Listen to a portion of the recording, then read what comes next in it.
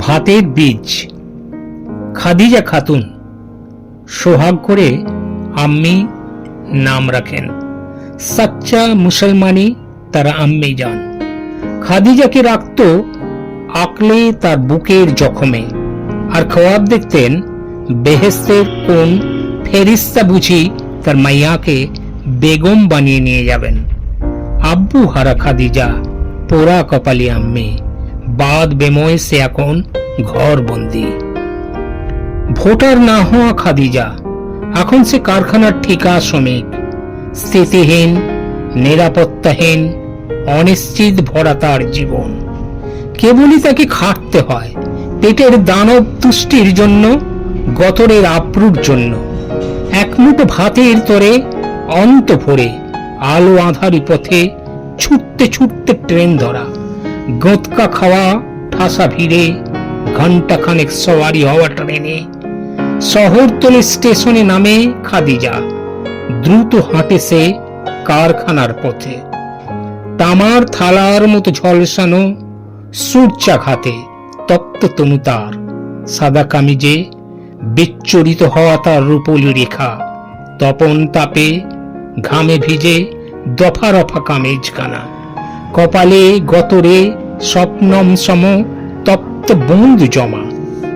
ওয়ার্কশপে সুপারভাইজারদের তদারকিতে চলে হাঁকাহাঁকি, ডাকাডাকি, তাদের শার্দুল চোখ। এছাড়া রাজনৈতিক ছত্র ছাওয়ায় দুর্বৃত্ত দুঃশাসনেরা শকুনের দৃষ্টি নাচায় রাজপথে। তবু তাকে গতর দিতে হবে ভাতের লগে, আব্রুর লগে। দিন দিন হর দিন একদানা ভাতের বীজের জন্যে তার 1 আউন্স ওজনের কচি হৃৎপিণ্ড সন্ত্রস্ত।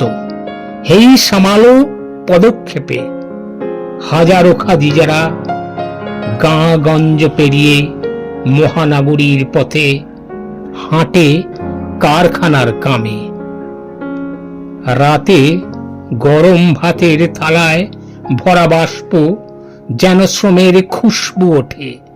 সেই মৌতাতে আম্মির মুখে ছড়াতো ছলক ঝলক হাসি।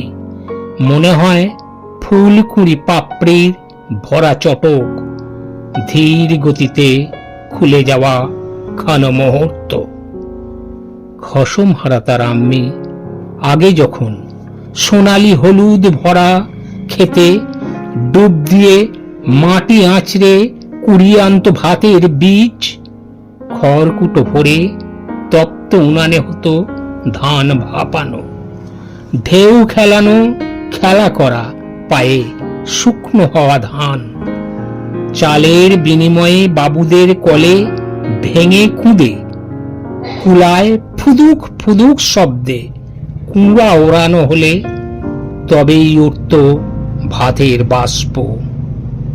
সুগন্ধি ভরা ভাত উপুর করা থালায়, সামনে ছোট্ট খাদিজা টলমল আঙুল লাগিয়ে মুখে অন্ন রাখলেই তার আম্মির চোখে মুখে ছড়াতো মায়া। ক্লান্ত খাদিজা এখন ফসফরাসের মতো চিকচিক করা তার চোখ অশ্রু ভরা।